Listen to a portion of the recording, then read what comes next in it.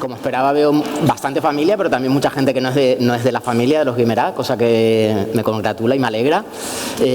Os pongo un poco, bueno, acabo de llegar a la península y todavía estoy con la transición de canario-catalán. Bueno, os voy a poner primero en antecedentes. Bueno, él es el ponente principal, yo le voy a hacer una serie de preguntas, interactuaré con él, ¿no? Y intentaré sacar el máximo partido. Y primero, antes que nada, quiero agradecer al Organismo Autónomo de Cultura del Ayuntamiento de Santa Cruz de Tenerife, que ha puesto en marcha el proyecto de artes escénicas denominado Estudio Guimerá, y a todo el equipo que lo ejecuta. También quiero agradecer al Ayuntamiento de Santa Cruz de Tenerife, al Cabildo de Tenerife y al Gobierno de Canarias por trabajar conjuntamente y de forma coordinada en la celebración del centenario de Guimerá. Y como no podría ser de otra manera, también quiero agradecer a Agustín Guimerá, que es mi tío también, por su presencia en este evento. No solo por el vínculo familiar que mantiene con el mismo Ángel Guimerá, sino sobre todo, como ahora veremos, por su amplia trayectoria académica y profesional en el campo de la historia. Paso a resumir brevemente su currículum.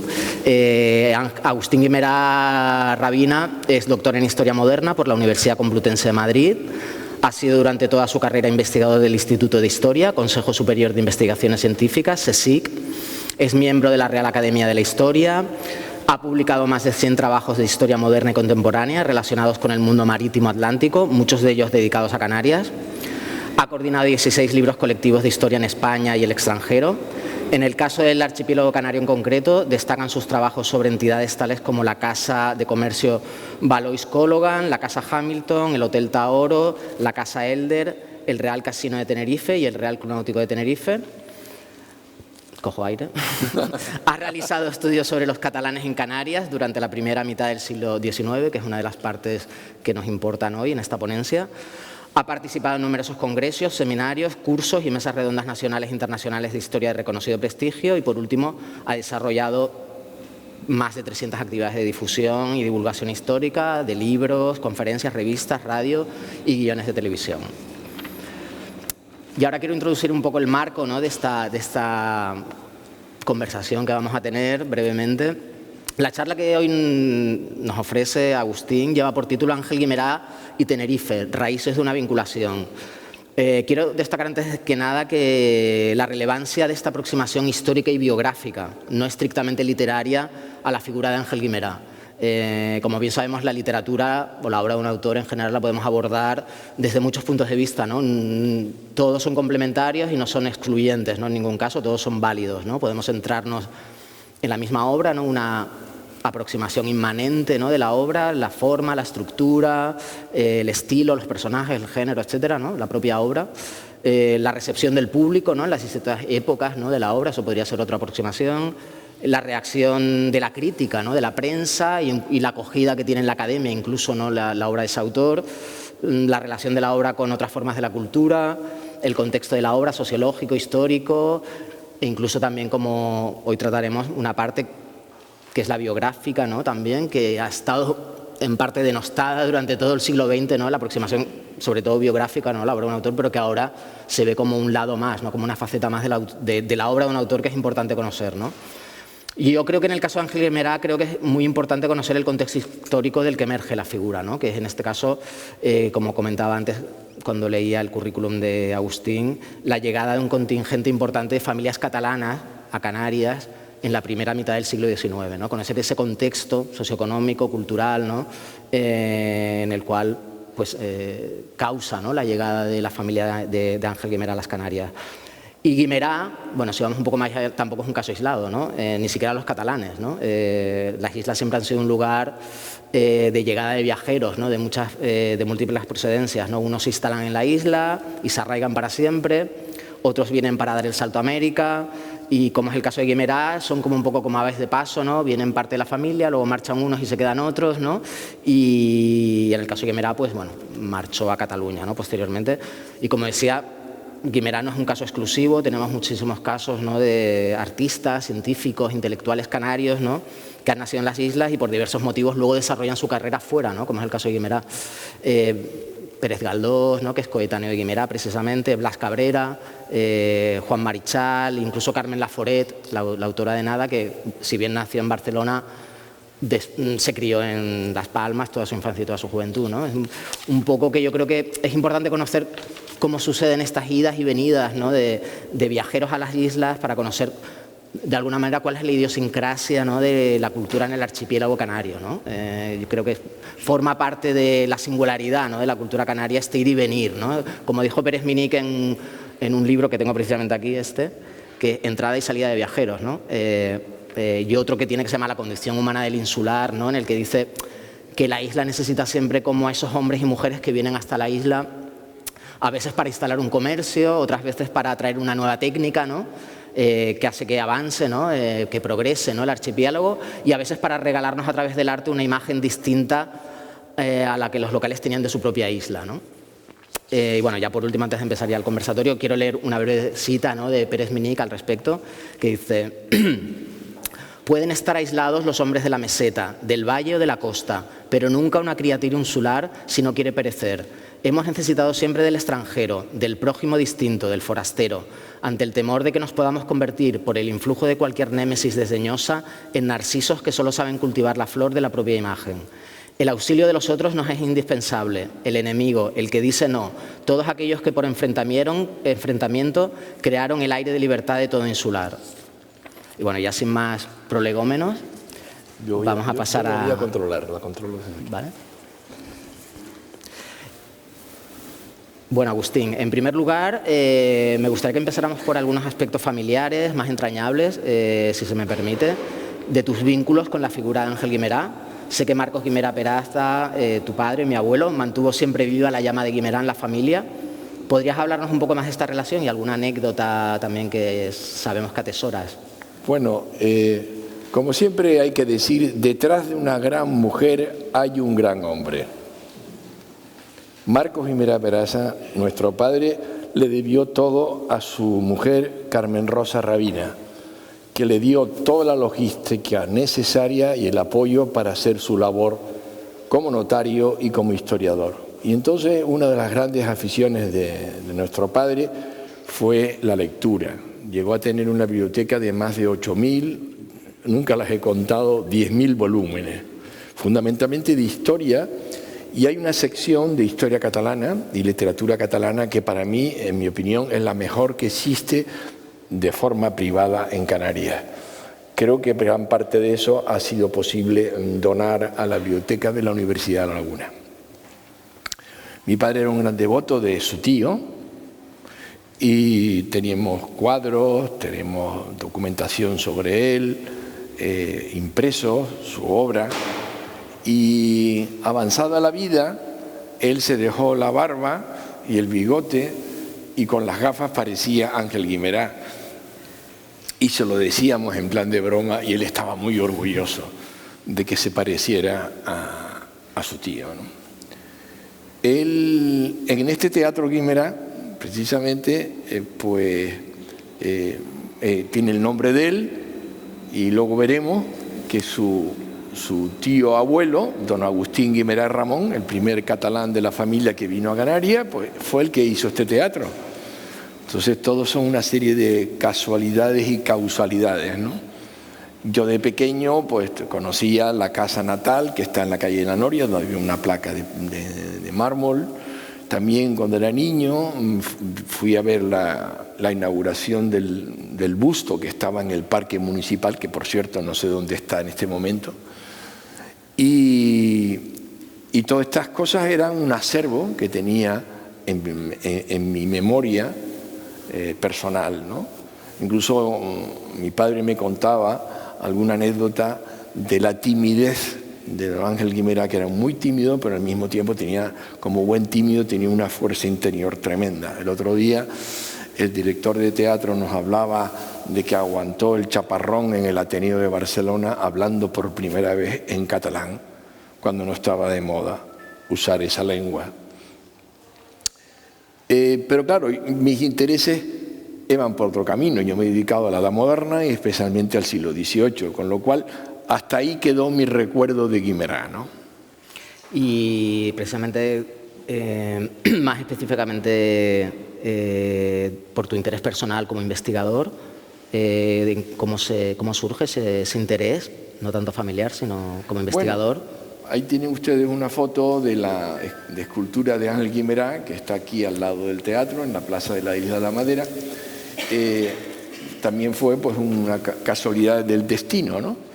En el año 83 acompañé a mis padres y a una de mis hermanas a la inauguración del monumento en la plaza de Josep Oriol, en el casco histórico de Barcelona, de una escultura que se había hecho en pequeño tamaño, según tengo entendido, por Ben Llure, el gran escultor catalán, y que una serie de amigos de Ángel Guimerá, y quiero rendir homenaje a una persona que se casó con una canaria y que era un gran defensor de Guimerá, Jordi Brull. Gracias al empuje de este hombre, pues se pudo hacer una réplica en gran tamaño, en bronce, en la plaza de Barcelona, y aquí se trajo una segunda copia que está ahí.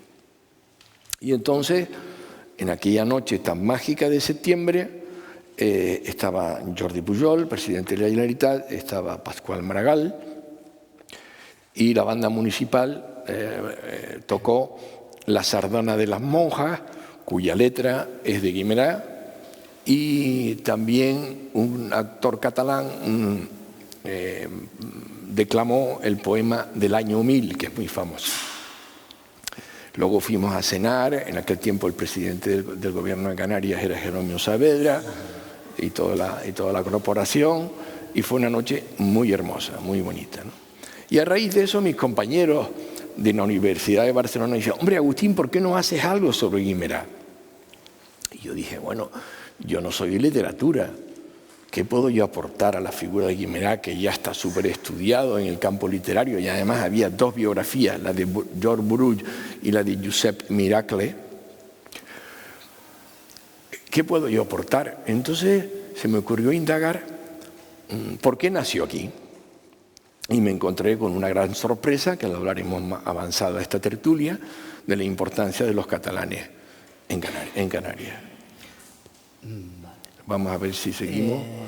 Y claro, esto me lleva a una cosa que descubrí en ese momento, que es que mi sobrina Miriam, antropóloga, hizo un trabajo de investigación sobre una danza que hay en el sur de Tenerife, en el municipio de Granadilla, en un pago que se llama Las Vegas, donde Agustín Guimerá y Ramón, que hablaremos de él después, pues compró una serie de tierras con la desamortización de Mendizábal, y en la ermita puso la campana de su barco, porque era piloto, y además trajo, según todos los indicios, trajo una danza del Vendrell, del pueblo natal de todos los Guimerá, de esta rama de los Guimerá, que se llama el baile valencià, se llama la danza valencià. La investigación es muy bonita, os recomiendo el libro, porque ahí describe la vestimenta de blanco, con las cintas de colores. Las figuras son 7 personajes, unas varas llenas de papeles de seda, en fin, una cosa muy, muy bonita que se celebra todos los años, todavía hoy, el 27 de julio, si mal no recuerdo. Entonces, toda esta acumulación, más el trabajo que hice sobre los catalanes que se publicó en la revista catalana L'Avenç, pues ha dado lugar a esta tertulia, ¿no? Aquí tengo un poquito más de la danza. Vean ustedes cómo todavía en la cultura popular hay un recuerdo de estos catalanes. Muy bien, Agustín. Y si ahora nos centramos un poco más en la figura de don Ángel Guimerá y su relación con Tenerife y posteriormente con Cataluña. Primero me gustaría que nos comentaras cuál es el vínculo biográfico de Ángel Guimerá con Santa Cruz de Tenerife. Bueno, todo esto fue una casualidad, porque yo quería incidir en lo que ha dicho Julio al principio de esta tertulia, que si las Islas Canarias estuvieran en mitad del Pacífico, en mitad de la Polinesia, no hubiéramos pintado nada en la historia universal. En cambio, estamos en el sitio oportuno y en el momento oportuno. Estamos hablando de la corriente de Canarias y los vientos alisios en la era de la navegación a vela, que hace que todo el tráfico que sale del norte y del sur de Europa pase necesariamente por aquí, camino de América, y el retorno por las Islas Azores y el famoso corriente del Golfo, el Canal de la Mama.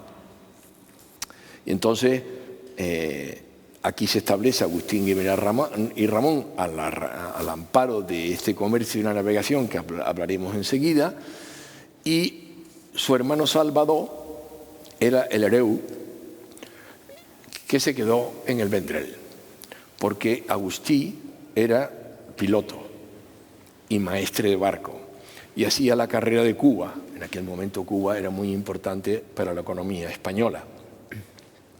Y cuando muere Salvador, el año 1826, su hermano llama a sus dos sobrinos, Agustí e Isidre, a que vengan a trabajar a la casa de comercio que él tiene en Santa Cruz. Uno de ellos, Isidre, se casa con una Manuela Rabina, con lo cual nuestro apellido Guimerá Rabina ya se repitió en el siglo XIX, ¿no? Y el otro se casa con una Margarita Jorge, que tiene dos hijos, Ángel e Isidro, que son nuestros personajes. En un momento dado, Ángel Isidro se establece aquí, de ahí desciende una saga, primero el poeta José Manuel Guimerá y Gurrea, y luego el político que hace poco nos dejó, Ángel Isidro Guimerá. Y el otro campo es el campo de Ángel y de Isidro. Isidro murió joven, con 18 años, y Ángel pues vivió una larga vida, ¿no? Y cuando tiene 8 años, su padre decide volver al Vendrell, que no lo pronunció bien, porque él al hereu para hacerse cargo de los pequeños negocios familiares. Ellos eran exportadores de vino y tenían un magazín en la playa del Salvador, que es la salida natural del Vendrell, del pueblo de Vendrell. Entonces, como vuelve a Cataluña, ahí hay un cambio decisivo en la vida de Ángel Guimerá. Y hay una anécdota, que es que en el barco que iban de rumbo a Barcelona les cogió tal tormenta que lo dieron por perdido. Y entonces él, Ángel, cogió tanto miedo al mar que nunca más volvió a Tenerife. Exacto, nunca más volvió, y una vez se estableció en Cataluña,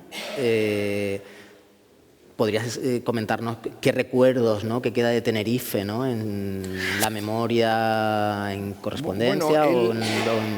Guimerá durante un tiempo alternó la lengua española con la lengua catalana, porque hablaba con su madre en español y habló toda su vida con su madre en español. Y combinó los dos, pero en un momento dado se fue decantando ya definitivamente por la lengua catalana y llegó a ser lo que ha sido, ¿no? Pero él se carteaba con sus primos y con su tío Isidro, el que acabo de decir que se casó con la rabina. De hecho, tenemos una foto, no sé si está aquí. Estos son los padres, y aquí tienes al niño, cuando tenía 8 años, poco antes de ir a Cataluña. Y aquí tienes una carta que le manda con una foto ya en el año 1903, me parece, que ya ha pasado más de 40 años en Cataluña, y se la manda a su tío Isidro, que vive en Santa Cruz. Él recibía el gofio de Canarias, y más de un sobrino, entre ellos José Manuel Guimerá Gurrea, se quedó a dormir en la casa que tenía en la calle Petrixol. Y él, al final de su vida, le hace una entrevista a un periodista canario, y él, que se había ido con 8 años de edad, tenía muchos recuerdos, y hablaba de que de niño se acordaba de aquellas playas de arena negra y salitrosa. De la caravana de camellos en romería al santuario de Candelaria, de los molinos de viento, que dan nombre a la calle de los molinos. Y luego hay un poema que él prologó, un poema de Tavares Barlet, un apellido también muy catalán, y dice lo siguiente, que no me resisto a leerlo, ¿no? Y entonces sí que vi con admiración, con los ojos del alma, como entreabrirse los horizontes, surgiendo del fondo del mar, la isla maravillosa del Teide, que venía hacia mí, merced al caudal que iba manando de la fuente abundosa y transparente del poema, mezclado quizá con mis primeros recuerdos de la infancia y con los que yo había oído contar a mis padres de aquellas tierras benditas donde no hay víboras y de aquellos cielos de donde huyen las tempestades. Esto lo escribía en 1908, ya con muchos años a la espalda en Cataluña. Yo creo que queda contestada la pregunta. Muy bien, Agustín. Y volviendo un poco al tema que ha ido ya saliendo un poco en la conversación, así un poco reiteradamente, ¿puedes un poco hablar de este contexto histórico, este fenómeno de la llegada no masiva, pero importante, ¿no?, un contingente de familias catalanas a Canarias a principios, en la primera mitad del siglo XIX? Bueno, también es el fruto de la causalidad y de la casualidad, ¿no? Cataluña había experimentado un gran desarrollo económico en el siglo XVIII, primero con el comercio con América y sobre todo con el desarrollo de la industria textil. En la primera mitad del siglo XIX será la primera revolución industrial que tiene Cataluña y el País Vasco como puntos de referencia, ¿no? Y en ese sentido, ustedes pueden ver en esta diapositiva del año 1850 cómo Barcelona tiene al fondo, cerca de Montjuïc, las chimeneas de las fábricas de la época. En ese sentido, Cataluña, con su potencial industrial, su potencial naviero, porque la marina catalana fue la más importante en la primera mitad del siglo XIX, con su gran exportación a América, a Cuba, fundamentalmente, que fue el mercado sustitutorio de Hispanoamérica continental que se había independizado en 1824 con Ayacucho. Entonces Cuba es el sustituto del mercado, es el mercado más importante del comercio exterior español después de Inglaterra y de Francia. Y los catalanes tienen una gran presencia en Cuba con el azúcar. Gran negocio del azúcar y después el café y otros productos, el tabaco y tal, pero sobre todo el azúcar. Y entonces pasan por Canarias rumbo a Cuba, muchos de ellos, y algunos de ellos se establecen, como es el caso de Agustín Guimerá y Ramón. En ese momento, para que se hagan una idea, Barcelona experimenta un salto poblacional espectacular, llegando a congregar a esas alturas del siglo 180.000 habitantes. Para que se haga una idea, la capital de España tenía menos de 300.000 habitantes, Madrid. Y claro, si añadimos a esto la coyuntura histórica propiamente canaria, ahí tienen un grabado del Santa Cruz de principios del siglo XIX. Santa Cruz había experimentado un desarrollo espectacular en el siglo XVIII por una serie de razones, que aquí está la sede de la Capitanía General de Canarias, todavía está, el Juzgado de Indias, que es el que fiscalizaba el comercio con América, la Real Hacienda, los cónsules extranjeros, el reglamento del comercio libre se establece aquí, y luego con la victoria sobre la división de Nelson en 1797, consigue el título de villa, se separa de la laguna de la cual dependía, y en el año 1833 consigue la capitalidad de toda la provincia de Canarias. Y aunque fue muy contestada por la isla de enfrente, por Gran Canaria, mantuvo esa primacía política administrativa hasta el año 1927.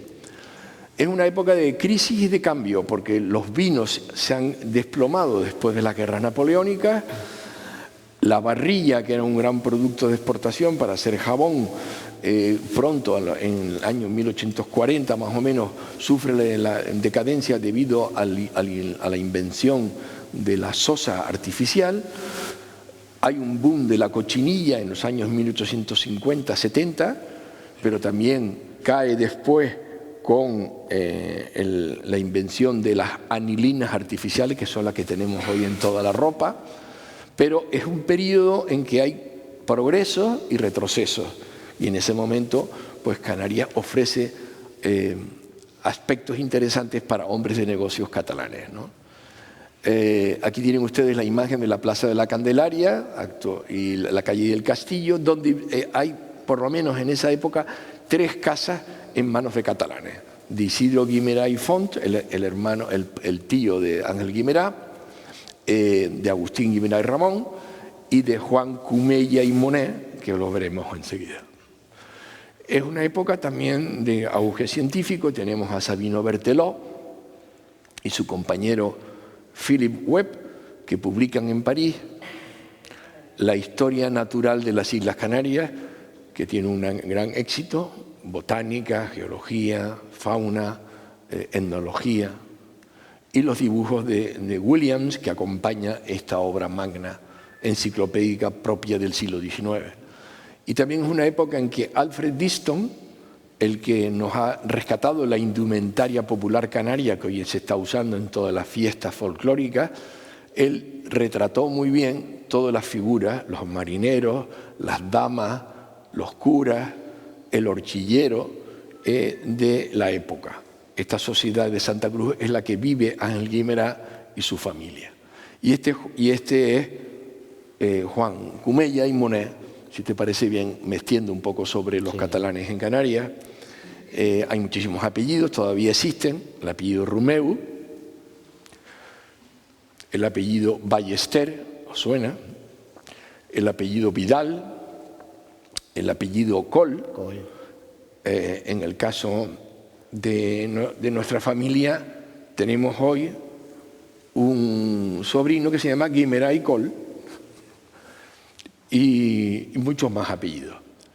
Y luego esta gente destacó en el comercio, en la navegación, en la consignación naviera, en la banca, en la cultura, en la política, porque fueron diputados provinciales, fueron tenientes alcaldes de Santa Cruz, fueron miembros de las juntas de comercio y de agricultura. Destacaron en muchos campos de la época, ¿no? Incluso en el cine hubo un empresario que montó uno de los primeros cines de Santa Cruz, ¿no? Y Juan Cumella y Monet, pues aparte de todo eso, fue jefe del Partido Conservador en Tenerife. ¿Vale? Pasamos. Ahora pasamos a don Agustín Guimerá y Ramón. Que ha ido saliendo ya durante la conversación. El personaje este ha ido saliendo todo el tiempo. Si quieres extenderte un poco. Y aquí lo tienen, una foto ya de mayor. Agustín Guimerá es digno de una biografía. Ya les dije que había abrazado la carrera de piloto y de maestre de la carrera de América, y en 1826 decide instalarse en Santa Cruz, al amparo de esta coyuntura económica que estoy hablando, para negociar con el extranjero. Es también naviero, tiene una goleta de correo con Cádiz, tiene depósito de carboneo, de efectos navales, comerciante al por mayor, es teniente alcalde de Santa Cruz, y como teniente alcalde forma parte de la comisión que hace el Teatro Guimerá. Y nunca pensó él que décadas más tarde este teatro tomaría el nombre de su sobrino nieto. Y Guimerá era muy listo, y tengo aquí un texto que me gustaría leerlo en catalán, pero no me atrevo, porque aquí hay gente que lo sabe mejor que yo. y sobre todo para el público hispanoparlante, ¿no? Pero vamos a ver si lo encuentro. Vamos a ver. Disculpadme.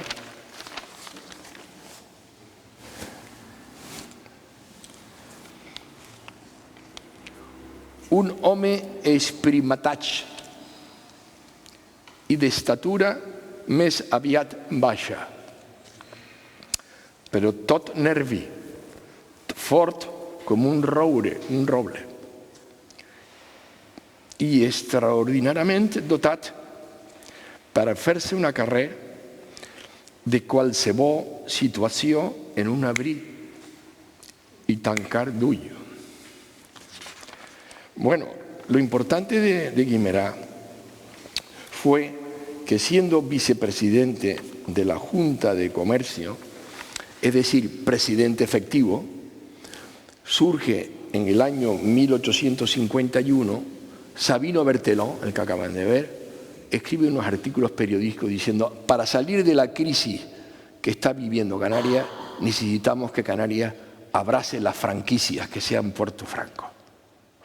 Y es entonces cuando Guimerá y toda la Junta de Comercio apoya la iniciativa y con ayuda de un alto funcionario catalán en Madrid lo consiguen el año siguiente con el famoso Bravo y Murillo.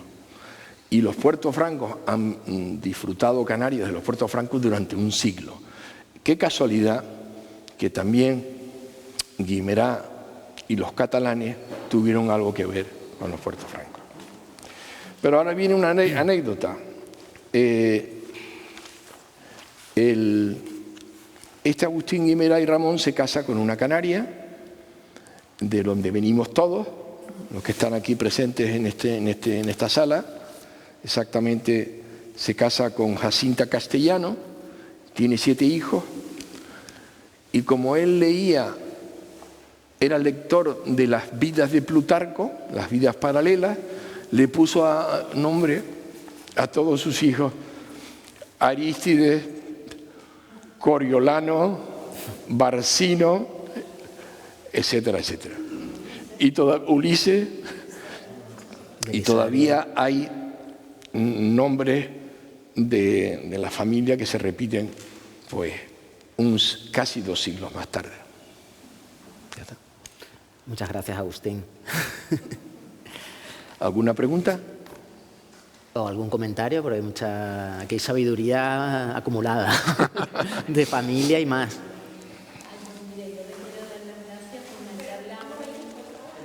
Que van a coger.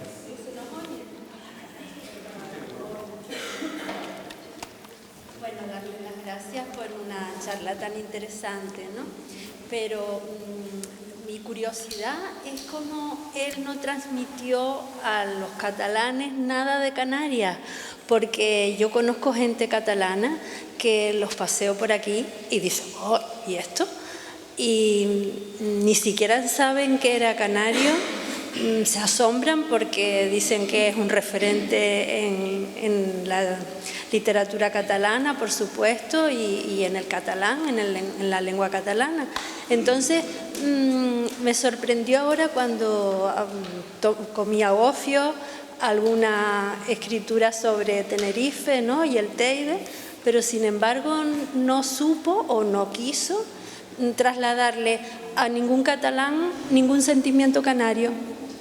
Bueno, es que hay que ponerse en la época.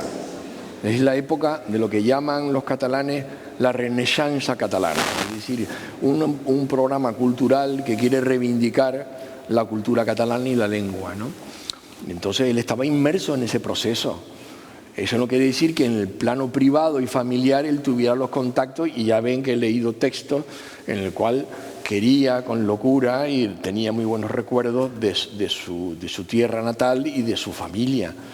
Pero claro, había que preguntárselo a los compañeros suyos que no difundieron las raíces canarias de él. Él hizo lo que tenía que hacer, ser un buen dramaturgo y ser un buen poeta en lengua catalana. Debían haber sido sus compañeros y decirle: no, también este hombre es canario y nos sentimos orgullosos de este enlace de Canarias-Cataluña. Es decir, y este homenaje que estamos haciendo a su figura con motivo del centenario de su fallecimiento es una gran oportunidad para que autores catalanes, hombres de la intelectualidad catalana, vengan a Tenerife a compartir con nosotros esta jornada. Sí, precisamente quiero presentarles a Joan Martori, que es un gran especialista en la obra de Ángel Guimerá, que ha venido especialmente hoy de Barcelona y que este sábado les invito a dar una charla aquí también, como esta, un conversatorio. Y bueno, quiere tomar la palabra. Un aplauso, por favor.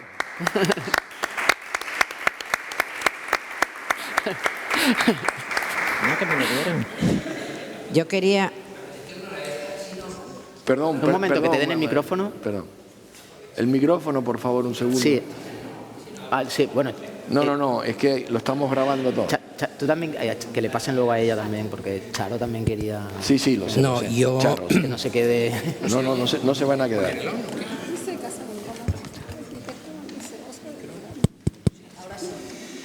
Perdón. Bueno, enhorabuena por el pozo de ciencia, se dice en castellano pozo de ciencia, pou de ciencia, y por el catalán este tan brillante que usas, de verdad. De verdad. Sí. Es encomiable. No, quería hacer un pequeño apunte, pero no para llevarte la contraria. Me parece muy bien lo que apuntas, ¿no? Porque quizás sí es verdad que la implicación que tuvo él con el movimiento de la Renaixença, de recuperación de las letras catalanes, que la misma intelectualidad, está muy bien, el entorno, claro, lo que hace es encumbrar a la figura, sobre todo del dramaturgo, fue un gran poeta, hablaremos de ello, ¿no?, de Guimerá. Y bueno, puede dar una imagen determinada, pero Ángel Guimerá y Jorge nunca renunció de sus orígenes, tanto es así, fíjate, que tuvo una relación muy estrecha, no querría alargarme mucho, pero con la Escena de Madrid, que es la que de luego, de la mano de María Guerrero y Fernando Díez de Mendoza, su obra se catapultará hacia las Américas y tendrá su proyección internacional. Hay un momento que lo situaría a principios del siglo XX, en el que en el epistolario tiene unas cartas que son deliciosas porque vas viendo cómo configura su obra, con este diálogo que mantiene con los actores madrileños, etcétera, etcétera, que les dice, tengo muchas ganas de escribir. Fíjate, porque rompe un poco estos esquemas de decir, bueno, como participa de la recuperación de las letras catalanas, todo lo que tiene que ver con sus orígenes queda ensombrecido, no es verdad. Él quiere escribir una obra de teatro relacionado con la historia de las Canarias. Y yo intuyo que hay alguna obra que tiene algo de eso que construye en ese momento. Tampoco lo quiero anticipar. Al principio, antes de que se pase a escribir en catalán, era una cuestión, yo me atrevería a hablar en términos llanos, como haces tú, no me atrevería a utilizar con tanta calidad los términos que tú utilizas, pero sí el hecho de que Guimerá se pasa al catalán por una cuestión de contexto. La Renaixença, como bien has dicho, es un movimiento que dura aproximadamente un siglo de recuperación de la literatura catalana, que ha perdido durante 3 siglos el prestigio cultural que había tenido durante la Edad Media. 3 siglos. No hago con esto ni constato un hecho histórico, como bien haces tú, ¿no? Sí. Y claro, es un programa visto desde la perspectiva, es un programa de recuperación. Él se implica con esto. En la calle del Vendrell, donde se instala la familia, era la casa pairal, que decimos, la casa, ¿cómo diríais? La casa familiar. La casa solariega. Solariega de la familia.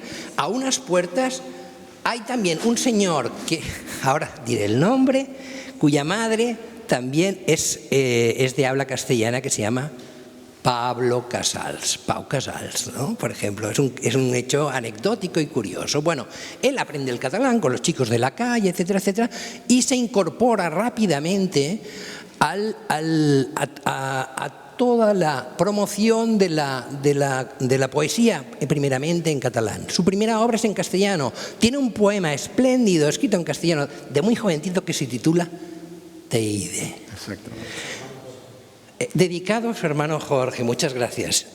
Quiero decir, hijo, nunca lo ha olvidado. su hermano. Otra cuestión es la imagen que se pueda haber dado y se pueda dar de un figurón, vamos a hablar así, eso siempre pasa, a veces negativa. El otro día a lo mejor salió el caso Dalí, no sé si salió a propósito también de la utilización del catalán en el Ateneo barcelonés. Una cuestión son las imágenes, sobre todo de alguien emblemático como fue Ángel Guimerá. Pero él siempre tiene ese pozo, lo que pasa es que tenía un miedo al mar, pero muy considerable, ¿no? Y probablemente por eso no retornó. Pero él quiere escribir sobre las Canarias y siempre tiene presente las Canarias, aparte de estas cuestiones relacionadas con el gofio y todo esto. Quisiera añadirte que en la entrevista esa que comentaba, se me quedó en el tintero, gracias, estábamos de acuerdo para que me lo dijera.